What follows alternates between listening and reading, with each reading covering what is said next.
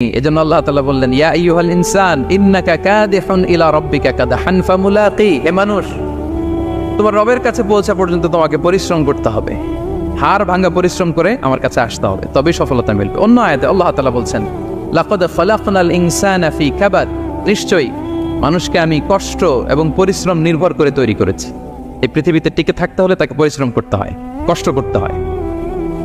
এবং দুনিয়ার এই সাইকেলটা যদি দেখেন, দিন এবং রাতের যে সাইকেল, রাতকে আল্লাহ বানিয়েছেন ঘুমের জন্য, রেস্ট নেওয়ার জন্য, বিশ্রামের জন্য, আর দিনকে আল্লাহ বানিয়েছেন কর্মচঞ্চল করে, কাজের জন্য।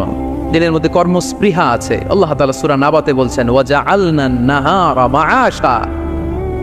আমি দিনকে বানিয়েছি কর্মচঞ্চল, দিনে আপনি কাজ করবেন, হাড় ভাঙা পরিশ্রম করবেন, তবেই সফলতা ধরা দিবে। ঠিক কিনা বলেন?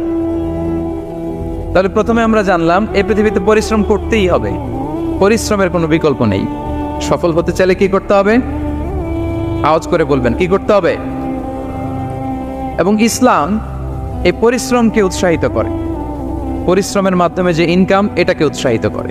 বিষ্ণু ইসলাম বলেন, মা আকালা আহাদুন তাআমান কাত্তু খায়রান আইয়াকুলা মিন আমালি ইয়াদাই। মানুষ পরিশ্রম করে তার দুই হাত দিয়ে উপার্জন করে যে জীবিকা নির্বাহ করে, এর চেয়ে শ্রেষ্ঠ জীবিকা পৃথিবীতে আর নেই। আল্লাহু আকবার। আপনারা যারা কষ্ট করে ঘাম ঝরিয়ে উপার্জন করেন, এই পৃথিবীতে এর চেয়ে শ্রেষ্ঠ উপার্জন আর হতে পারে?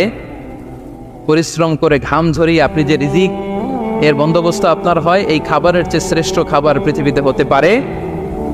এরপর বিষ্ণু ইসলাম বললেন, ওয়া ইন্না নাবিয়াল্লাহি দাউদ আলাইহিস সালাম কানা ইয়াকুলু মিন আমালি ইয়াদি। আল্লাহর নবী দাউদ আলাইহিস সালাম তিনি নিজ হাতের উপার্জন থেকে খেতেন। সুবহানাল্লাহি বিহামদি।